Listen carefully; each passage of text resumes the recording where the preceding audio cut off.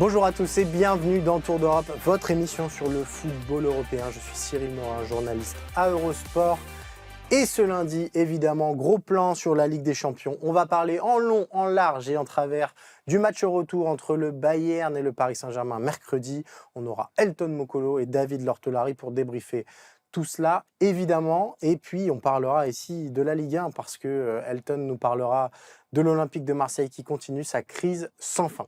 Et on ira enfin en Angleterre avec Philippe Auclair pour parler de Manchester United qui revit sous la houlette de Michael Carrick, mais également d'Arsenal qui joue une demi-finale brûlante mardi à l'Emirates face à l'Atlético de Madrid.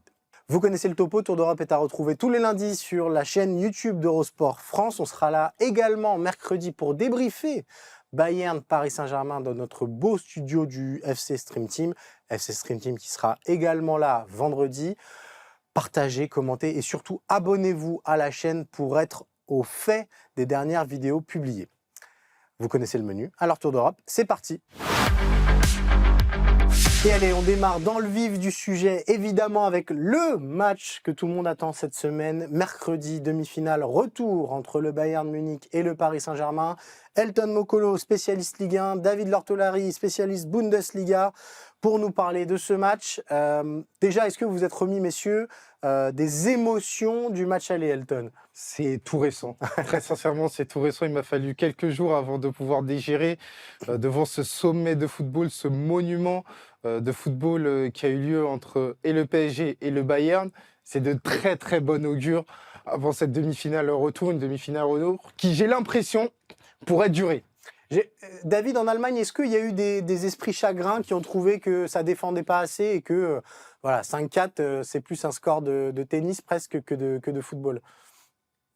Ah ben complètement, tu rentres tout de suite effectivement, Cyril, Ouais. dans le vif du sujet. Là, non mais il y a ce tourbillon effectivement qui dure, qui a été provoqué par ce match aller avec des retournements. Enfin bref, on va pas refaire le scénario. Oui, oui, il y en a. Je voudrais vous en citer deux parce que ce sont des gens qui ont une grande gueule, si je puis dire, et qui ont une voix qui porte. Oliver Kahn, qui a l'habitude de critiquer un peu dans tous les sens, mais avec quand même une certaine justesse, qui dit on peut pas ne compter que sur le tourbillon offensif pour gagner des trophées. Oui, l'Allemagne profite et le Bayern profite de peut-être la meilleure équipe d'Europe avec Olysée, avec Kane, avec Diaz, mais à un moment, ça va buter sur une équipe qui sera tout aussi forte offensivement et ça ne va pas suffire si on ouvre les portes en défense. Oliver Kahn a prévenu avant le match retour à ce niveau-là. Et puis Mario Basler, qui a été l'homme qui a disputé la finale en 1999, qui avait frappé sur le poteau. Souvenez-vous, le brillant Mario Basler, qui aime bien aussi les grandes envolées lyriques dans les médias. Il a expliqué ce week-end, si c'est porte ouverte comme au match aller, le Bayern va tomber sur un os. Donc oui, il y a quelques voix chagrines, effectivement, qui considèrent que si on ne fait qu'attaquer, on risque de se faire prendre par le Paris Saint-Germain, comme ça a été le cas au match aller. Mario Basler a précisé d'ailleurs qu'il y aurait pu y avoir même davantage que 5 buts marqués par le PSG, ce qui est aussi une réalité du match aller. David, on reste avec toi parce que j'ai une question qui me turlupine un peu depuis quelques temps. Par le passé, quand il y avait des Bayern PSG, on avait un petit peu, j'ai l'impression, en Bavière et en tout cas dans l'environnement médiatique, voilà, un petit concours de coq pour dire on est le Bayern, on n'a pas peur du Paris Saint-Germain, nous on est très serein, on va gagner, on va les renverser, etc. Est-ce que ce genre de discours existe toujours aujourd'hui où on a pris la mesure du danger que représente le Paris Saint-Germain et du fait que en l'état, c'est très très compliqué de dire qui est favori de ce match retour? Eh ben, c'est Uli Hoeneß qui nous donne la réponse. C'est-à-dire qu'Uli Hoeneß, qu'on considère toujours comme le patron, mais un patron qui prend de l'âge, un patron qui a moins d'influence, un patron qui a moins de pertinence dans ses analyses. Uli Hoeneß est arrivé ce week-end tranquillement au stade avec ses lunettes Top Gun, était très décontracté et adore le style compagnie, adore ce Bayern qui est offensif parce que lui-même était un attaquant formidable. Mais les critiques commencent à s'accumuler autour d'Uli Hoeneß. Les gens disent, dans l'environnement Bayern, oui, c'est le patron, mais c'est un patron aussi qui va devoir petit à petit céder sa place et qui est peut-être un peu moins pertinent dans ses analyses. C'est-à-dire que les gens ont bien compris qu'il fallait un équilibre pour gagner les matchs. Uli Hoeneß adore parce que maintenant il est spectateur et il profite au stade du spectacle de son équipe. Mais sur le terrain, le Bayern a pris 3 buts contre Mayence, le Bayern a pris 5 buts contre Paris, le Bayern a pris 3 buts ce week-end contre le dernier du championnat. certes qui se bat pour ne pas descendre, mais 3 buts quand même à domicile contre Heidenheim. Et ça commence à inquiéter un petit peu les gens. On n'est plus du tout dans le concours de coq dont tu parlais, sauf pour Uli Hoeneß qui, lui, évidemment, adore que son Bayern marque beaucoup de buts. Elton, concrètement, on va se dire les choses. Impossible que ça fasse 0-0 mercredi. Si on écoute Luis Enrique, il va falloir marquer 3 buts pour se qualifier à l'Allianz Arena. Voilà, le décor est planté parce que, évidemment, ça me paraît improbable de voir le Bayern ne pas marquer à la maison. Donc le PSG devrait être en mesure de répondre à cette furie offensive allemande. Et donc c'est pour ça que pour moi, c'est un match qui ne peut pas accoucher d'un 0-0. Il y aura notamment sur la dimension footballistique des choses de grande qualité et sur la dimension émotionnelle. Ouais. Parce que là, autant il y a eu un match aller qui a été extraordinaire, mais le match retour, là, c'est un espèce de qui tout double qui ne dit pas son nom, dans la mesure où là, concrètement, il y aura une issue. Soit il y a une équipe qui va en finale, soit l'autre équipe est éliminée. Donc c'est pour ça que du côté du PSG, on est préparé devant cet événement d'envergure, se qualifier face au Bayern. Un Bayern qui va arriver surmotivé, gonflé à bloc, à l'idée de jouer une nouvelle finale de Ligue des Champions, tandis que du côté du PSG, ce serait continuer d'envisager cette fameuse passe de 2 dans un match qui est désormais historique pour le PSG. Rentrons peut-être un petit peu plus dans les détails tactiques, les compositions, etc. David, tu nous confirmes que ce week-end, le Bayern en a pris 3. Et c'est 3 buts qui se ressemblent un petit peu, notamment avec des transitions où Heidenheim a été très dangereux. Est-ce que c'est la grande crainte du côté du Bayern de voir Paris, en gros, bien défendre sur son but, mais par contre, massacrer en contre-attaque? Oui, alors pour l'anecdote, c'est encore un Géorgien, Boudou Zivzivadze, qui est international lui aussi, qui a marqué 2 fois. Non, mais c'est vrai qu'il y a cette hype géorgienne contre le Bayern Munich. Non, tu as tout à fait raison, Cyril. On se demande si Kimmich, qui est un chef d'orchestre offensif, sera capable de casser les vagues. On se demande si Goretzka ne serait pas un peu plus robuste qu'un Pavlovic pour défendre davantage. Donc oui, cette crainte, elle existe parmi les supporters, elle existe parmi les observateurs, elle existe parmi les spécialistes. Je ne vois pas néanmoins Kompany, on en parlait au match aller, on avait fait le même constat, je ne vois pas Kompany renier son 11 de départ, qui sera sensiblement le même contre Paris Saint-Germain au retour qu'à l'aller. Mais oui, bien sûr, c'est une crainte. Et l'absence d'Hakimi, qui devrait se confirmer, qui se confirme si vous me dites effectivement cela. Voilà, l'absence d'Hakimi est un petit peu l'occasion pour le Bayern de souffler, de respirer un peu plus, parce que ça ne contraint pas Vincent Kompany à aligner forcément, même s'il y aura Nuno Mendes, aligner forcément un joueur le plus rapide de l'effectif. Ça veut dire qu'on pourrait peut-être imaginer davantage un Konrad Laimer qui est plus fort dans les duels, qui est plus résistant défensivement peut-être, qu'un Alphonso Davies qui lui est un ailier de formation et qui est un artiste vers l'avant. Peut-être c'est ça qu'il faut envisager. Ça veut dire quand même, et ça correspond un peu à ta question, qu'on va devoir appuyer sur les qualités défensives qui sont partielles, qui sont un peu éparpillées, mais les qualités défensives quand même aussi des uns et des autres. Est-ce que ce sera en cours de match? Est-ce que ce sera en coup d'envoi? Ça, c'est Kompany qui va nous dicter ça lorsqu'on aura le 11 de départ. Mais oui, bien sûr, il y a une crainte de la vitesse du Paris Saint-Germain en transition. Elton en parlait avant le match aller et ça s'est vu. Et il y a une crainte, bien sûr, des capacités offensives du Paris Saint-Germain. Voilà, la philosophie, elle est risquée, c'est-à-dire marquer un but de plus que l'adversaire, 2 même si on devait éviter d'aller au tir au but. Je crois que c'est ce sur quoi Kompany joue. Mais le mystère, il est là. Est-ce que le Bayern peut défendre suffisamment bien et mieux qu'au match aller pour empêcher le Paris Saint-Germain d'en marquer 3, d'en marquer 4, d'en marquer 5? Elton, sur cette question et peut-être sur l'absence d'Hakimi, citer Luis Enrique, qu'est-ce que tu fais? Tu mets Zaïre Emery, c'est l'option la plus crédible, et mettre Ruiz avec le gros point d'interrogation au niveau du rythme? Oui, pour moi, la logique devrait être Zaïre Emery en tant que latéral droit. Zaïre Emery qu'on a vu énormément cette saison à ce poste avec la blessure justement d'Achraf Hakimi contre le Bayern. Et donc pour moi, en fait, il y a un jeu de chaises musicales où le problème n'est pas forcément Zaïre Emery latéral droit. Le problème, et c'est fou de se dire ça en mai 2026, c'est l'état physique de Fabian Ruiz. Fabian Ruiz qui a fait 1 heure de jeu contre Lorient, on va dire c'était pas extraordinaire. On a noté encore une fois une absence de rythme, mais enfin là il est question du Bayern. Il va falloir reproduire sa meilleure performance. Donc à voir si Luis Enrique va faire confiance au statut, à l'expérience des grands matchs d'un Fabian Ruiz, ou alors et ça je ne l'écarte pas, il va tenter une option beaucoup plus fraîche en termes athlétiques au milieu de terrain.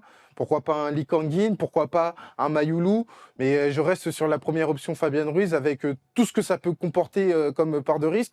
Mais après, en même temps, c'est la réalité d'une saison où tu termines début mai avec une demi-finale de Ligue des Champions. Il y a les contraintes physiques que l'on connaît du côté des équipes, notamment du côté du PSG, où même un Safonov, gardien de but, a terminé crampé et a été préservé ce week-end, où un Nuno Mendes a été préservé parce qu'il y avait une limite physique. Vitinha qui revient de blessure, qui a été également préservé. Mais enfin, là, il est question d'une demi-finale retour. Il faudra y aller à 100% pour pouvoir aspirer à rejouer une finale de C1. J'aimerais bien qu'on parle un petit peu de pressing parce que c'était dans cette symphonie de football qu'on a vue, ça a été une donnée très très importante et cette débauche d'énergie à la perte du ballon et aller récupérer les ballons. Est-ce que Paris doit absolument faire ça à l'Allianz Arena, continuer à harceler, et on a vu Dembélé aller harceler Neuer et célébrer des dégagements ratés de Neuer comme un but, ou il faut avoir une approche plus Ligue 1, j'ai envie de dire, bloc bas, et par contre on lance les flèches devant. Pour moi, ce n'est pas négociable. Il va falloir continuer de presser le Bayern parce qu'on a vu qu'on pouvait en retirer du pétrole, avec notamment un dégagement raté de Manuel Neuer qui aboutit derrière à un but. Donc c'est pour ça que du côté du PSG, par rapport au fait que ça a été valorisé par une victoire, et surtout par rapport au fait que pour moi c'est du pur pragmatisme, parce qu'on le sait, le pressing c'est le meilleur moyen entre guillemets de maquiller certaines carences défensives, parce qu'on sait très bien que le PSG n'est pas forcément la meilleure équipe sur défense placée, encore que ils nous ont déjà montré qu'ils étaient capables de le faire. Mais quand on regarde notamment la réalité d'un back four où il y aura Zahir Emery, qui n'est pas un défenseur, un Nuno Mendes qui a affiché des limites physiques très importantes face à un Michael Olise qui a été supérieur à lui, Pacho, qui n'est pas forcément dans sa meilleure des formes sur le sprint final. Qui n'est jamais aussi bon que quand il faut défendre en avançant. Exactement. On l'a vu ce week-end encore contre Lorient. Marquinhos, on l'a vu contre Luis Diaz. Ça a été très compliqué. Le PSG serait bien inspiré d'employer la même recette qu'au match aller pour pouvoir se rapprocher de la qualification. David, est-ce que on a l'habitude de voir un Bayern dominant à domicile. Tu nous as parlé de ces petits errements défensifs. L'Allianz Arena, ça compte vraiment? C'est pas du tout la même équipe qui voyage et qui joue à l'Allianz?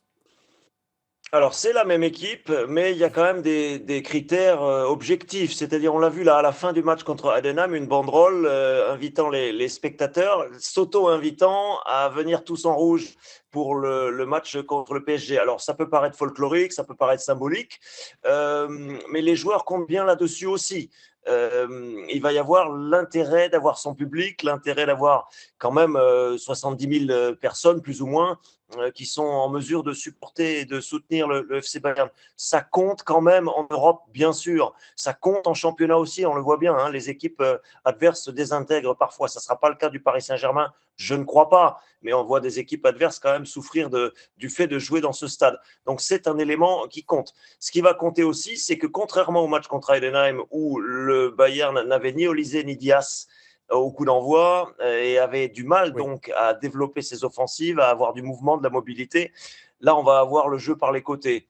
Et ça, c'est quelque chose aussi qui compte. Alors là, c'est une considération tactique. Tu parlais d'incertitude, Elton, sur le Paris Saint-Germain, sur certains joueurs, sur la forme d'un Vitinha et quelques autres. Fabian Ruiz aussi. L'incertitude côté Bayern, et ça peut être quand même la petite relative faiblesse, c'est qu'on a bien vu qu'au match aller, Jamal Musiala n'était plus tout à fait encore aujourd'hui dans l'état de forme où il peut non seulement créer des différences tout seul, mais d'autre part, avoir des automatismes avec les attaquants qui sont autour de lui. Avec Harry Kane, ça revient, mais ce n'est pas encore tout à fait ce que c'était la saison dernière. Avec Dias et Olise, non plus. Et ça, c'est une petite relative faiblesse quand même côté Bayern, parce qu'avec Serge Gnabry, au fil des mois, qui ne sera pas là, qui ne sera pas là pour ce match et pas là non plus pour le mondial, on avait acquis de la fluidité des automatismes. Il n'y aura pas ça, messieurs, avec Musiala, qui est en regain de forme, qui va mieux, mais qui est sorti ce week-end aussi assez tôt dans le match.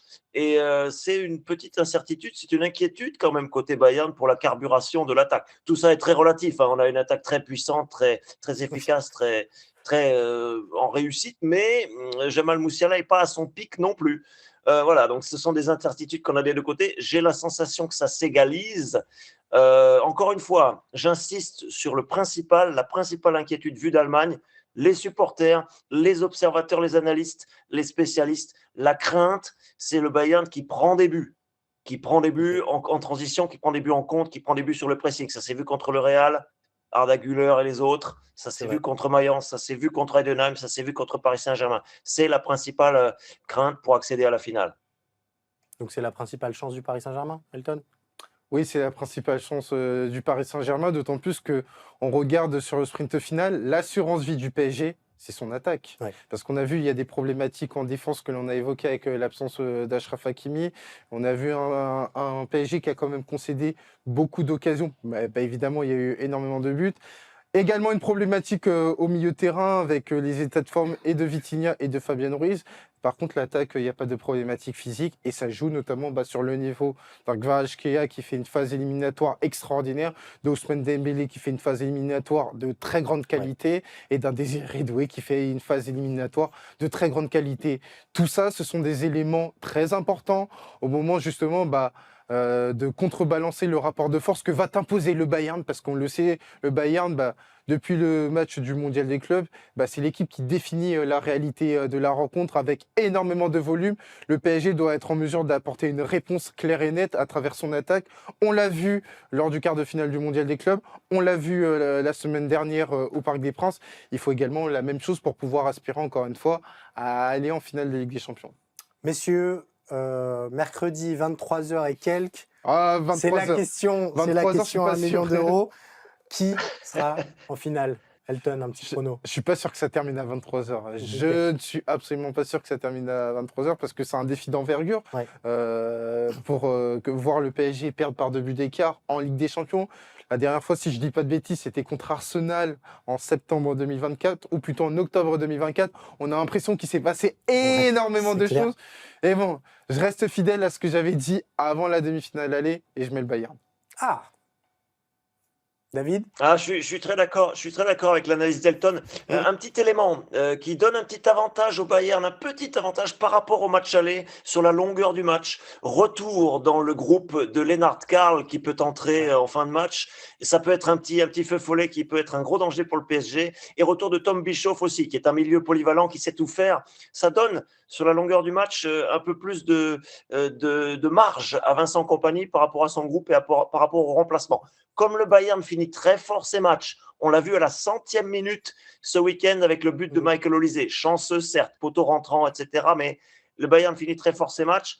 Je suis d'accord à 100% avec ce que vient de dire Elton. On peut imaginer à l'Allianz Arena un Bayern qui marque un but de plus que Paris Saint-Germain. Ce qui veut dire que pour moi, on se dirige vers la prolongation. Et là, la dimension physique, au-delà de l'expérience, la dimension physique individuelle va compter beaucoup. Or, ce Bayern est très au point physiquement. Donc, allez, tout petit avantage bavarois à condition que les Allemands arrivent à la 90e avec un but d'avance, mais ce sera vraiment forcément encore une fois très serré.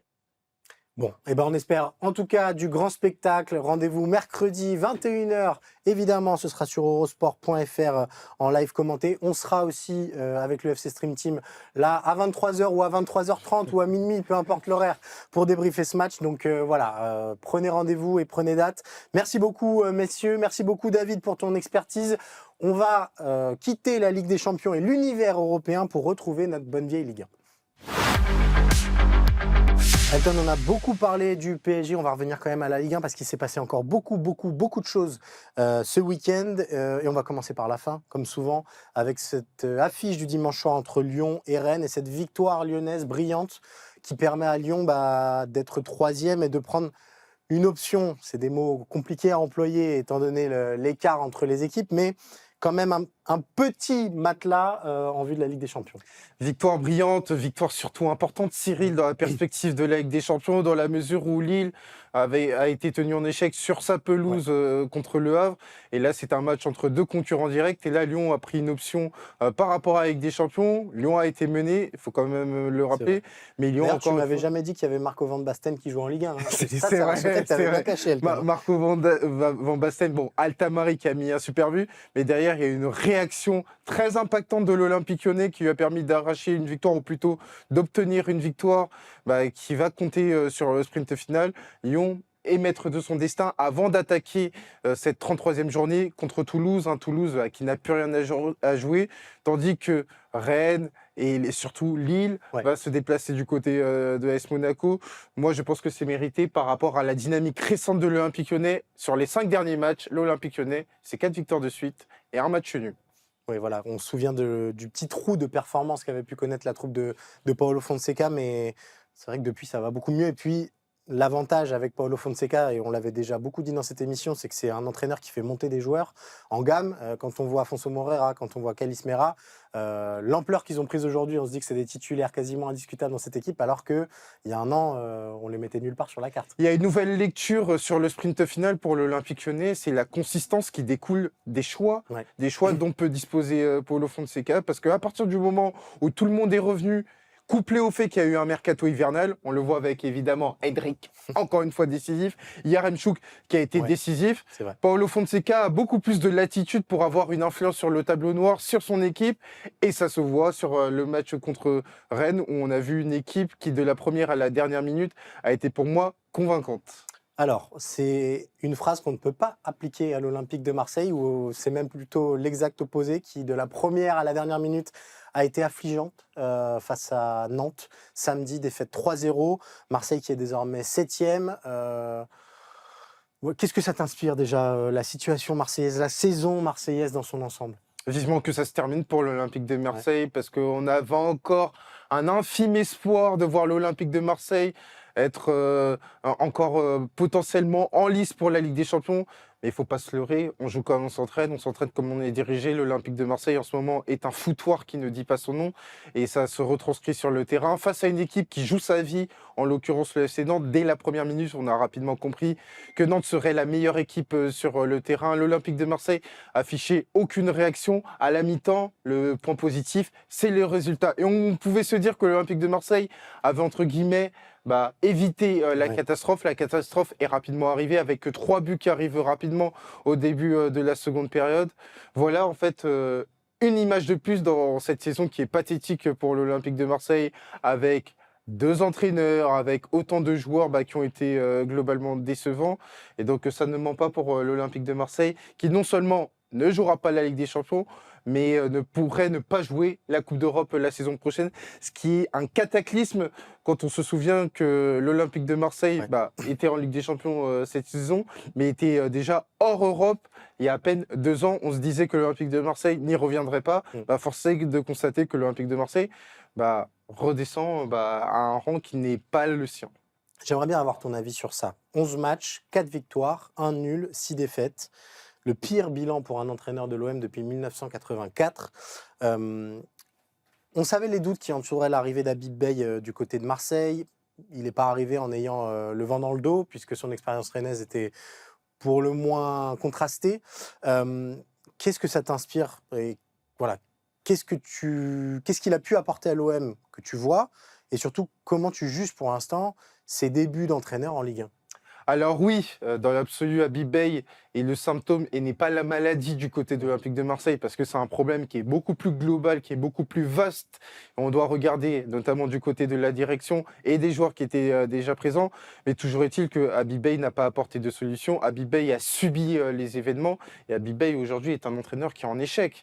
On doit être factuel, notamment sur la réalité de l'Olympique de Marseille, qui, lorsqu'Habib Beye arrive, il avait insisté là-dessus.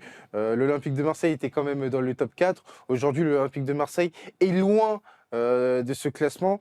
Et par rapport au début d'Habib Beye, déjà, il n'a pas réussi à décoller son étiquette d'entraîneur intérimaire, que ce soit avec Rennes et avec l'Olympique de Marseille. Il a encore théoriquement 1 an de contrat avec l'Olympique de Marseille jusqu'en 2027, mais il ne faut pas se leurrer, il ne faut pas être dupe, à savoir que pour moi, on arrive sur les 2 derniers matchs de cet entraîneur du côté de l'Olympique de Marseille, parce qu'aujourd'hui, on voit un entraîneur qui est apathique et qui a très peu de solutions face à ce qui est un désastre qui, j'insiste, est collectif, mais enfin, il savait l'étendue de sa mission, il était au courant, il savait qu'il y avait une opportunité pour rejoindre l'Olympique de Marseille et qu'il fallait la valoriser, en profiter à fond.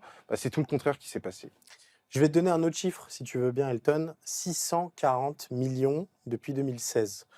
Les dépenses de Frank McCourt depuis sa prise de pouvoir à l'OM, on a l'impression que c'est un gentil milliardaire, c'est-à-dire qu'il continue de mettre des sous à la caisse alors que quand même l'OM lui offre des situations chaotiques comme seul l'OM sait lui en offrir. Ah oui, du côté de l'Olympique de Marseille, on devrait être très content de pouvoir compter sur un Franck McCourt pour mettre ou remettre plutôt la main au pot, parce que quand on regarde notamment ce qui a été fait depuis 10 ans, à date, il n'y a toujours pas de qualification de suite en Ligue des Champions, ou plutôt dans la phase de groupe de Ligue des Champions, parce que l'Olympique de Marseille avait enchaîné 2 podiums 2021-2022, 2022-2023, mais il y avait eu cet accro contre le Panathinaikos, mais globalement, c'est toujours la même problématique, ce manque d'instabilité. On a quand même connu avec Franck McCourt plusieurs présidents, on a eu beaucoup d'entraîneurs, énormément de joueurs, et à partir du moment où il n'y a pas cette fameuse stabilité, forcément c'est beaucoup plus compliqué pour l'Olympique de Marseille au moment de pouvoir prétendre à avoir un classement très important, un classement à la hauteur du statut de l'Olympique de Marseille, et ensuite l'étape la plus importante, à pouvoir regoûter au titre. Que la Ligue 1 soit compliquée avec la variable PSG, c'est une chose. Que l'Olympique de Marseille ne soit pas capable de concourir pour la Coupe de France. Quand on voit encore le casting de la finale qui va arriver, Lens contre l'OGC Nice, l'OGC Nice qui joue le maintien, ça fait vraiment désordre pour l'Olympique de Marseille. Et donc on a un Franck McCourt qui, encore une fois, cet été va devoir définir un nouvel organigramme avec un président qui est arrivé, un directeur du football qu'il faudra trouver, ou plutôt un directeur sportif, un entraîneur qu'il faudra également trouver, parce que j'ai du mal à croire qu'Habib va continuer. Et enfin, la dernière étape, les joueurs qui vont composer cet effectif de l'Olympique de Marseille. Quand bien même, j'imagine qu'il y aura du mouvement du côté de la gare Saint-Charles, mais pas au point de virer tout l'effectif. Ouais, mais il y en a quand même beaucoup. L'équipe a publié récemment les fameux salaires de Ligue 1. On voit beaucoup de cadres coûtent très cher et n'apportent pas suffisamment, entre guillemets, à Marseille. C'est aussi ça le souci, c'est que les Højbjerg, les Kondogbia, tous ces joueurs-là qui sont là quand même depuis quelques temps maintenant, n'ont plus le rendement à la hauteur de leur salaire.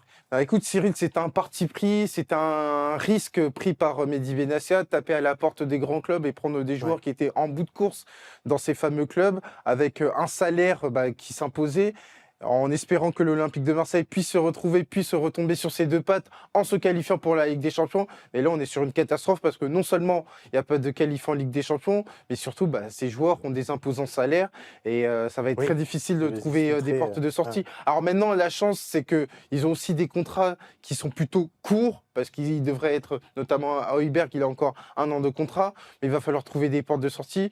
Donc c'était un risque pris, assumé par Mehdi Benassia notamment. C'est un risque qui a été payant sur la première année, pas sur la deuxième. Et voilà pour la situation marseillaise.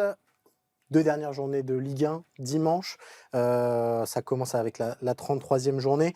En l'état, pour la Ligue des Champions, on imagine que Lyon a une petite longueur d'avance. Qui tu vois pour la 4e place ? Alors autant la semaine dernière, j'étais complètement dans le flou, mais là, autant il y a des tendances qui commencent à se dégager. Lens devrait se qualifier pour moi en Ligue des Champions, avec le match contre Nantes vendredi, un match avancé. L'Olympique Lyonnais pour moi terminera sur le podium et je pense que ça va pas bouger pour Lille qui sera 4e. Pourquoi je me dis ça ? Je me dis que Lille va affronter Monaco, oui, et Lille pourrait ne pas avoir un résultat positif, mais Rennes, qui est son principal poursuivant, va se déplacer à Marseille à la dernière journée, sans Brice Samba notamment, donc moi je me dis qu'il va y avoir un statu quo. Et voilà, on fera le décompte à la fin pour savoir si Elton a eu tout bon. On va quitter la Ligue 1, on va rejoindre l'Angleterre pour retrouver Philippe Auclair et parler de Manchester United. Et allez, on enchaîne après la Ligue des Champions, la Ligue 1. Évidemment, la Première Ligue, on retrouve Philippe Auclair, notre correspondant au Royaume, qui a des nouvelles chaudes, aussi chaudes que son thé d'ailleurs, qu'il vient de nous montrer. Des nouvelles choses à nous communiquer, Philippe, sur Sir Alex Ferguson, puisque c'était la grosse info de dimanche avant le match face à Liverpool. On a appris que Sir Alex Ferguson avait été hospitalisé et tu as des infos à nous donner quant à son état de santé. Oui, absolument. Et des informations plutôt rassurantes d'ailleurs, qui ne sont pas de la dernière minute, hein. Il est possible que Mhm. les choses aient évolué depuis, quand vous verrez ces images, que vous nous entendrez. Mais les premiers résultats, si tu veux, des tests qui ont été faits à l'hôpital où Sir Alex a été emmené en ambulance depuis Old Trafford juste avant le coup d'envoi du match contre Liverpool, les infos sont plutôt rassurantes. Il est tout à fait conscient et c'était en fait plutôt une mesure de précaution. Il a eu un petit malaise en l'occurrence. Mais apparemment, on touche du bois. Tout va bien pour Sir Alex, 84 ans, toujours fringant. On sait qu'il avait eu une attaque cérébrale, tu te souviens, il y a de cela Mhm, quelques tout à fait. années, mais il s'en était rétabli de manière quasiment miraculeuse pour redevenir Sir Alex qu'on a toujours connu. Donc, a priori, les nouvelles sont rassurantes, ce qui est une bonne façon de commencer notre semaine anglaise. Tout à fait, parce qu'en plus, ça semble-t-il booster un petit peu les joueurs de Manchester United. Carrick, après coup, en a parlé en disant que ça avait un petit peu secoué Oui, le club. Parlons-en justement de Carrick. Tu as consacré une chronique sur lui et sur ses résultats depuis son arrivée en remplacement de Ruben Amorim. C'est très simple. Grâce à la victoire de Manchester United dimanche face à Liverpool, Manchester United est premier de Première Ligue depuis l'arrivée de Michael Carrick.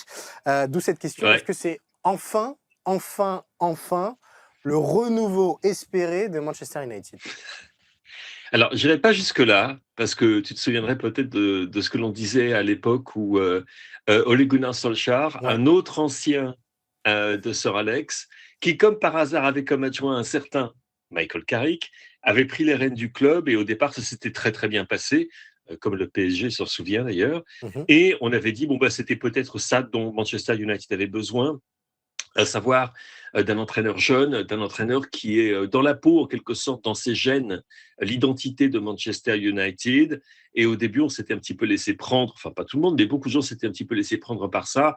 Et on sait que l'expérience Solskjaer, qui n'a pas été une catastrophe, hein, n'exagérons Mhm. pas, mais s'est terminée de manière un petit peu, bon, ça n'a pas été totalement convaincant. Et lorsque Solskjaer est parti, eh bien, Manchester United n'était pas redevenu cette incroyable machine à gagner qu'elle était du temps de Sir Alex. Dans le cas de Michael Carrick, c'est un petit peu différent, je dirais, parce que d'une part, il y a les différences de personnalité entre Solskjaer et Carrick sont quand même très marquées. On a affaire à un jeune entraîneur, 44 ans, qui a déjà eu des expériences à la fois positives et négatives dans son rôle de manager avec Middlesbrough, où ça a très très bien commencé. Et puis c'est terminé un petit peu tiède. Ça n'a pas encore une fois été une catastrophe, mais c'est un petit peu tiède à la fin, mais qui semble avoir pas mal d'âme. En tout cas, il y a une chose que moi, tous les supporters de Manchester United que je connais, et j'en connais un paquet, me disent, c'est que ce qu'il a accompli depuis qu'il est arrivé, c'est-à-dire depuis la mi-janvier à peu près, justifie qu'on lui donne sa chance sur plus longtemps que simplement un bout de saison. Si jamais il s'en allait au terme de cette saison 2025-2026, il aurait plus que réussi sa mission. Manchester United sera de nouveau en Ligue des Avec Champions, des ce champions, qui est ouais. c'est énorme, tu sais, hein, parce Mhm. que c'est pas seulement les revenus de la Ligue des Champions qui sont très importants, bien évidemment, et pour un club comme Manchester United qui a des difficultés financières que tout le monde connaît, c'est très important, mais aussi le fait est que, quel que soit l'entraîneur la saison prochaine, il va falloir revoir cet effectif. Il y a eu du dégraissage, il y a des éléments qui, disons, on va dire, n'étaient pas à leur place, qui sont partis. Mais il va falloir de nouveau rebâtir ce club. Et quand tu te présentes sur le marché des transferts avec la petite carte, le passeport pour la Ligue des Champions, ça simplifie largement les négociations avec les joueurs que tu pourrais, auxquels tu t'intéresses et qui pourraient s'intéresser à toi. Donc, c'est une très bonne nouvelle pour Manchester United. Et pour Michael Carrick, ma foi, bah, tu sais, moi je le connaissais un petit peu comme analyste aussi, et Ouais. c'est quelqu'un qui vraiment était frappant par la qualité de ses analyses, la profondeur, et en même temps qui combine à ça, sur le banc de touche, tu auras été non pas surpris, mais tu auras vu un comportement très calme. Ouais, tout à Et fait. pourtant, Dieu Ouais, ouais. sait que le match contre Liverpool, il n'était pas calme, hein, c'est moins qu'on Ouais, puisse ouais. dire, mais Mais Manchester United, une fois de plus, a trouvé les moyens pour gagner. je lisais un petit peu la presse anglaise ce matin. Tout le monde dit bon, il devrait quand même avoir sa chance, ce serait mérité. Il a ramené United en Ligue des Champions. Il y a encore des bruits de couloir laissant à penser qu'on pourrait choisir un autre entraîneur que lui la saison prochaine. Oui. Et il y en a un, évidemment, qui est dans le collimateur de beaucoup, beaucoup de clubs en ce moment, c'est Andoni Iraola. Ok. l'entraîneur de Bournemouth, Mhm. qui a fait un travail absolument exceptionnel avec les Cherries et dont le style de jeu, en plus de ça, conviendrait tout à fait aux propriétaires et aux fans de Manchester United, qui est un jeune entraîneur, encore une fois, qui a de l'expérience que tout le monde s'arrache. On a parlé de lui également à l'Athletic. Hein. Retour en Espagne, retour aux sources, en Mhm. l'occurrence basque dans son cas. Mais il fait encore partie des noms dont on parle. Il n'y en a pas des masses. Hein. Il n'y a pas beaucoup d'entraîneurs qui sont sur le marché. Iraola l'est, puisqu'il avait annoncé de toute façon qu'il quitterait Ouais. Bournemouth à la fin de la saison. Il y en a un autre, c'est Oliver Glasner. Mais il y en a très, très, très peu. Xabi Alonso est promis je pense, pour Liverpool. Et tu imagines une seconde un ancien de Liverpool, entraîneur de Manchester United, toi? Moi, pas vraiment. Ça me fait penser, et ça m'offre une belle transition puisque tu me parles d'un ancien milieu brillant. J'aimerais qu'on parle un petit peu de Bruno Fernandes et de sa saison, si tu le veux bien, Philippe, aussi, Ouais, parce ouais. que le renouveau du United sous Carrick colle aussi à un niveau monumental de Bruno Fernandes. Il n'a pas marqué dimanche, mais c'est tout comme. Il y a une passe Oui. sur l'ouverture du score pour Sesco qui est exceptionnelle en une touche.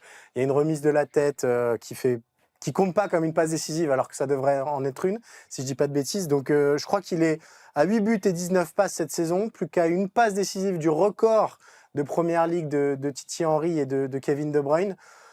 Bah, c'est quoi ce joueur, en fait, tout simplement? Comment il a réussi à recoller les morceaux pour redevenir cette espèce de joueur parfait, enfin, en tout cas parfait, insaisissable et inarrêtable?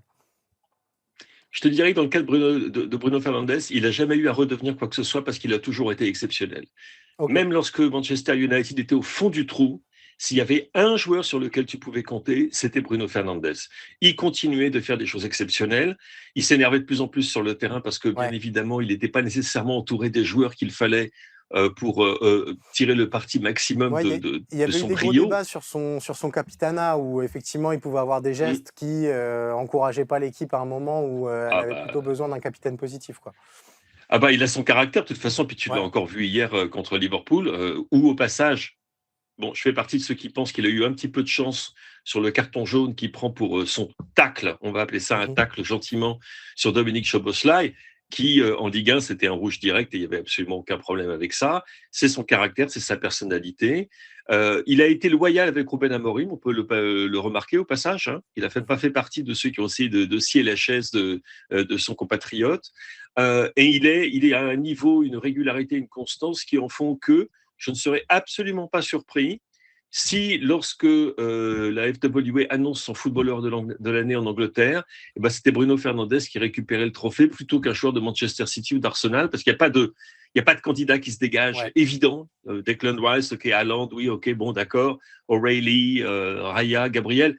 Mais s'il y a un joueur qui, dans une équipe qui n'a pas fonctionné pendant la plus grande partie de la saison, a été au top niveau de l'instant A à l'instant Z, il le sera jusqu'à la fin de la saison, c'est Bruno Fernandes. Absolument admirable, et c'est le joueur autour duquel il faut construire le Manchester United d'avenir. Mais ça, bon, c'est pas vraiment une information Oui. qui va absolument bouleverser le monde, on le savait déjà. Dernière petite question, parce que tu as mentionné un petit peu le mercato. Il y a eu un mercato l'été passé qui, mine de rien, Mbeumo, Cunha qui sont buteurs, enfin en tout cas Cunha qui marque hier.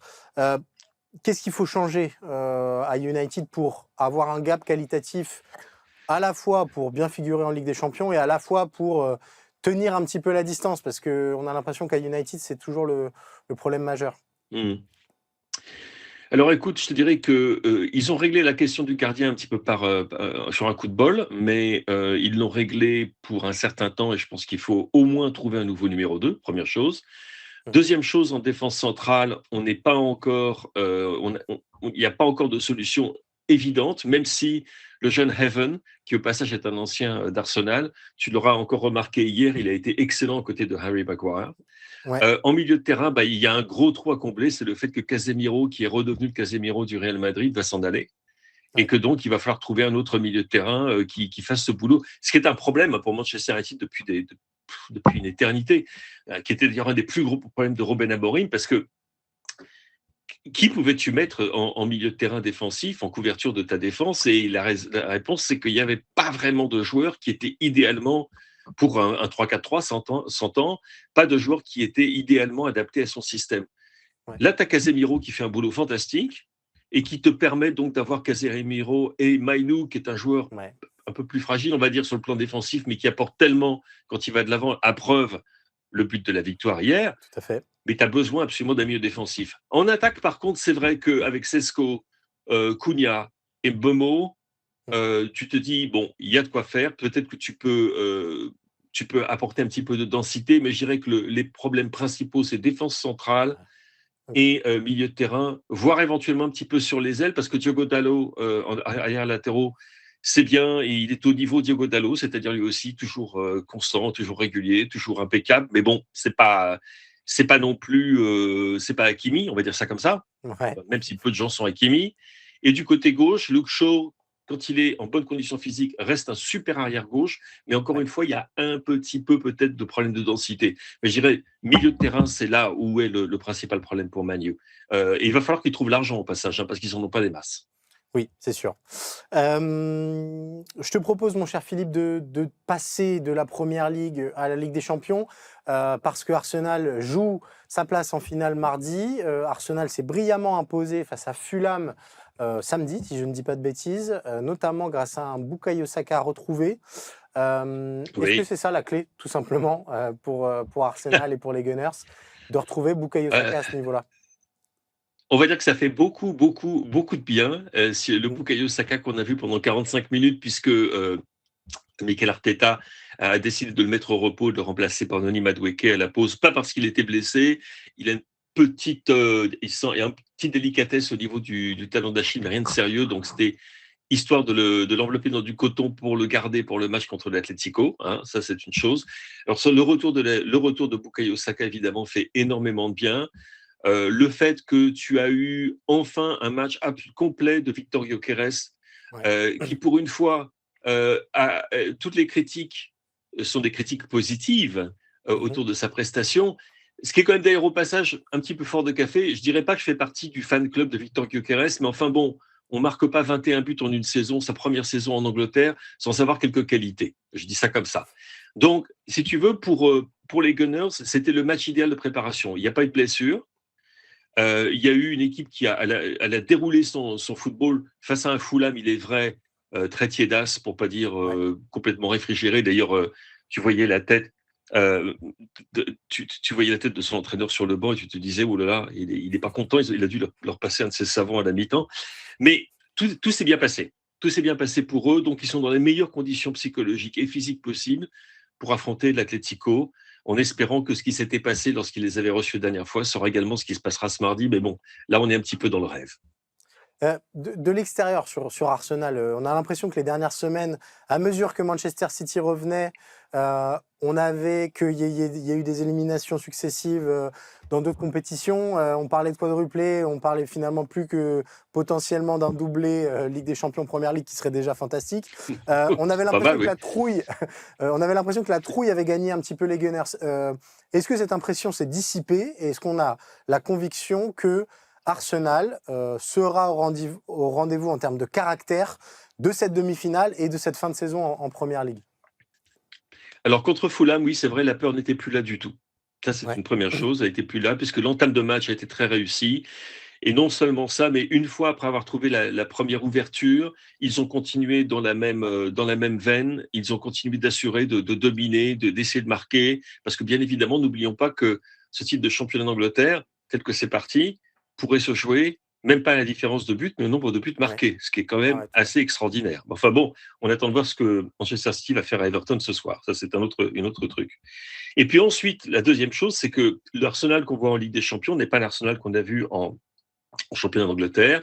L'Arsenal de la Ligue des Champions est beaucoup, beaucoup plus convaincant. Et même si tu penses à celui qui était au Metropolitano, qui n'est quand même pas le stade le plus facile pour aller jouer, la prestation était de très bonne qualité. Et en fait, tu peux même te dire que s'ils sont repartis avec le match nul plutôt qu'une victoire, bon, on ne peut pas dire qu'ils aient été totalement vernis. Et on se souviendra également qu'on est passé à une décision de VAR Oui. que je ne comprends toujours pas, pour le penalty accordé puis refusé à Eberechi Eze, qui aurait pu complètement changer la physionomie du match retour. Donc, ce qui est un petit peu un motif d'inquiétude, mais d'un autre côté, Arsenal avait déjà montré beaucoup, beaucoup, beaucoup de belles choses, ou de bonnes choses, belles, on peut en discuter, mais de bonnes choses face à Atletico au match aller. Donc, il se présente dans de bonnes dispositions, et très honnêtement, tu te dis que cet Atletico est prenable, on le sait, a des fragilités en défense, on le sait, mais est aussi très dangereux en contre-attaque avec notre grisou national.